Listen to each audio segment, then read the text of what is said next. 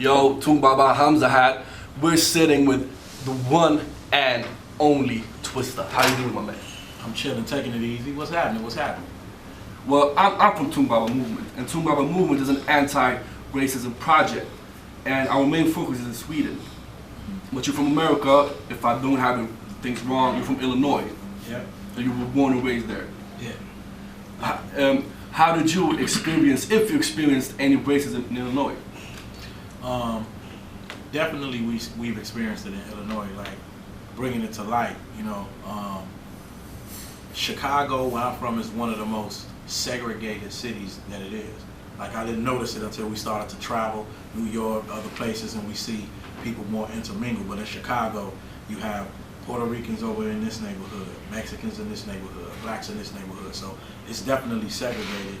And sometimes when we used to cross over into the other neighborhoods, like I remember going to Collins High School and we would cross over to 26th Street. We didn't know, we didn't know any better. So when we went over there, people used to try to bust our heads with bottles, like Mexicans would, like they would literally chase all of the blacks away from 26th Street. So I definitely experienced it, Humboldt Park, different places in Chicago, like coming up. It's a little less active now than it used to be back in the days, but definitely going down 31st Street, we would see, like white people would see the black people come over there and be like, go back down on your end. So definitely I experienced it a lot.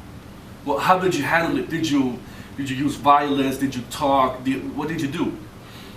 Well, in my situation, it never escalated to that point of having to get into anything violent, but just looking at it, like watching certain movies, being around the whole Martin Luther King movement and seeing the way things transpire, that they can get escalated into a level of something that you really don't want to deal with. So I just tend to try to walk away from the situation and advise anybody to just walk away from the situation. But if you have the opportunity to say something positive to a person, just let them know, man, it's all love. We all created equal, we all God's people. We all people of the planet Earth, and we all should show love to each other. You know what I'm saying? Well, I personally think that the first step to conquer racism is to start a dialogue, to stop being afraid of each other, just to talk to each other. What do you think is one of the solutions to get closer to a solution? Well, that's definitely one of it, but I think one of the biggest things is that we are so embedded within our own cultures that it's hard for us to respect or understand or see another person's culture. We don't understand. Or accept. Or accept it, So I think once we just first understand that we're all culturally made different and we should respect each other, like that's what traveling is for. You have fun experiencing other cultures and being part of it. So I think if we educate ourselves about the whys, or some of the things involved in each culture, that we would better accept it. I think education is the key. I think the lack of knowledge of each other is one of the biggest things that causes the hate. I think if you really knew why do they do that, or why these people look like this, or why should you respect this, and start to study it and get into it, I think education will slow that down a little bit. Well, one last question. Who's your political idol? I have a lot of them.